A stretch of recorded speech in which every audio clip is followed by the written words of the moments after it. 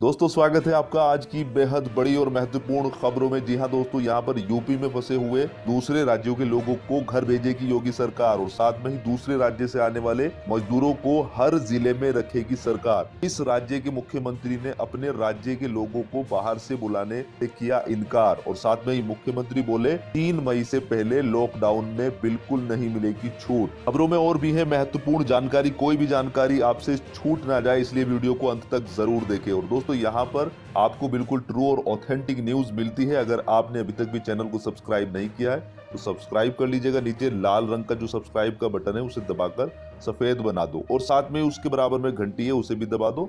उससे क्या होगा कि सरकार की तरफ से कोई भी घोषणा जो होगी वो सबसे पहले आपके पास पहुंच जाएगी। दोस्तों यहाँ पर सबसे पहली खबर निकल कर आ रही है उत्तर प्रदेश से। जी हाँ, यहाँ पर उत्तर प्रदेश में योगी सरकार ने डिसीजन लिया है कि जो उत्तर प्रदेश के छात्र हैं और वो कोई दूसरे जिले के हैं तो वहां पर उनको भेजा जाएगा। अगर मान लेते हैं प्रयागराज के में कोई बच्चे हैं और वो किसी दूसरे जिले के हैं तो उनको अपने दूसरे जिले में भेजने का योगी सरकार जो है ना वो प्रबंध कर रही है।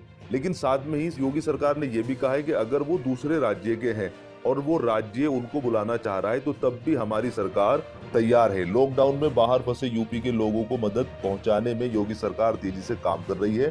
प्रवासी मजदूरों को घर भेजने के काम में जुटी सरकार अब प्रयागराज में प्रतियोगी परीक्षाओं की तैयारी कर रहे छात्र छात्राएं जो अपने घर जाना चाहते हैं उनकी मदद करेगी। यह जानकारी सोमवार को प्रदेश के अपर मुख्य सचिव अवनीश अवस्थी ने दी है।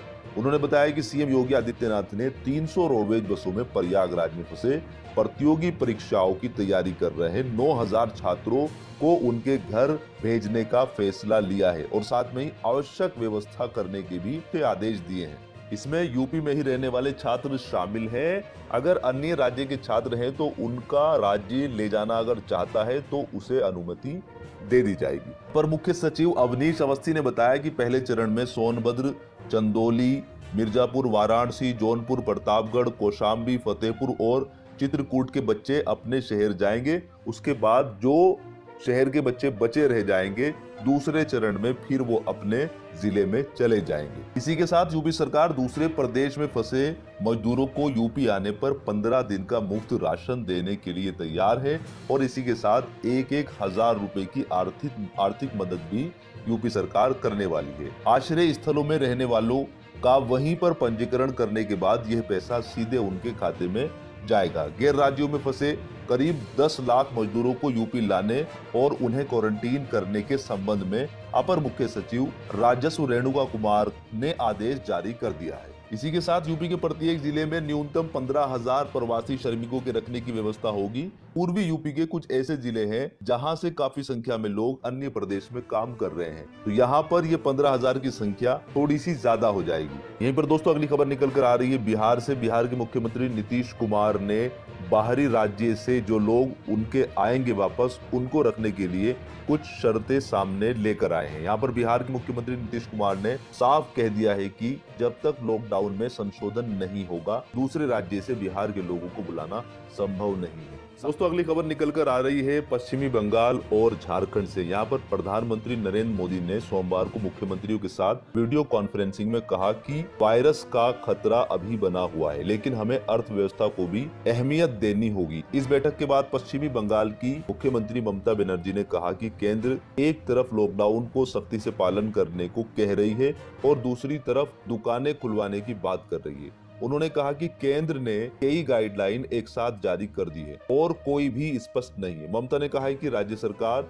यह नहीं समझ पा रही है कि उसे क्या करना है और क्या नहीं करना है। और इसी बीच झारखंड के मुख्यमंत्री हेमंत सोरेन ने भी कहा है कि लॉकडाउन में छूट का फैसला राज्य में लागू नहीं किया जाएगा। उन्होंने कहा है कि 3 मई तक झारखंड में दुकानें नहीं खोली जाएगी। पिछले कुछ दिनों में राज्य में संक्रमण के मामले बढ़े हैं और इसे देखते हुए सख्ती जरूरी है। हालांकि 20 अप्रैल को राज्य सरकार ने दुकानें खोलने की इजाजत दे दी थी। यहीं पर दोस्तों अगली खबर निकल कर आ रही है राजस्थान से। राजस्थान के मुख्यमंत्री अशोक गहलोत ने सोमवार को प्रधानमंत्री नरेंद्र मोदी के साथ वीडियो कॉन्फ्रेंसिंग के बाद 3 मई के बाद लॉकडाउन और अन्य सेवाओं को लेकर उठ रहे सवालों पर विस्तार से जवाब दिया है। गहलोत ने कहा है कि कोरोना महामारी पर नियंत्रण के लिए यूं तो सभी राज्य सरकारें केंद्र की गाइडलाइन के अनुसार काम कर रही है और उनके निर्देशों का पालन कर रही है लेकिन सभी राज्यों की भौगोलिक स्थिति अलग है, कोविड-19 के संक्रमण की स्थिति भी अलग है। ऐसे में राज्य सरकारें भी अपने यहाँ लॉकडाउन या कोरोना से जंग को लेकर केंद्र को अपना सुझाव दे सकती है। यहीं पर दोस्तों अगली खबर निकल कर आ रही है दिल्ली से। दिल्ली के मुख्यमंत्री अरविंद केजरीवाल ने वीडियो कॉन्फ्रेंस के जरिए दिल्ली वासियों को संबोधित किया।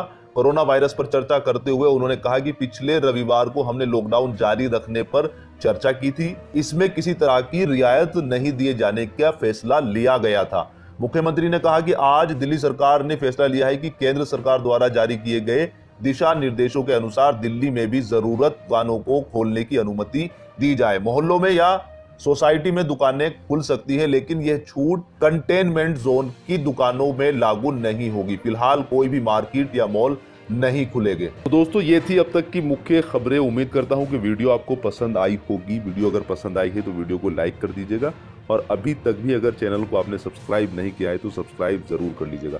और दोस्तों आपसे मेरी रिक्वेस्ट है कि अपना ख्याल रखें, सोशल डिस्टेंसिंग को मेंटेन रखें, और साथ में ही अपने आस पड़ोस के गरीब लोगों का भी ध्यान रखें, क्योंकि उन लोगों की जिम्मेदारी भी हम पर ही है। कोई भी लोग भूखा नहीं सोना चाहिए, और भूख की वजह से वो किसी भी प्रकार की दिक्कत में नहीं आना चाहिए।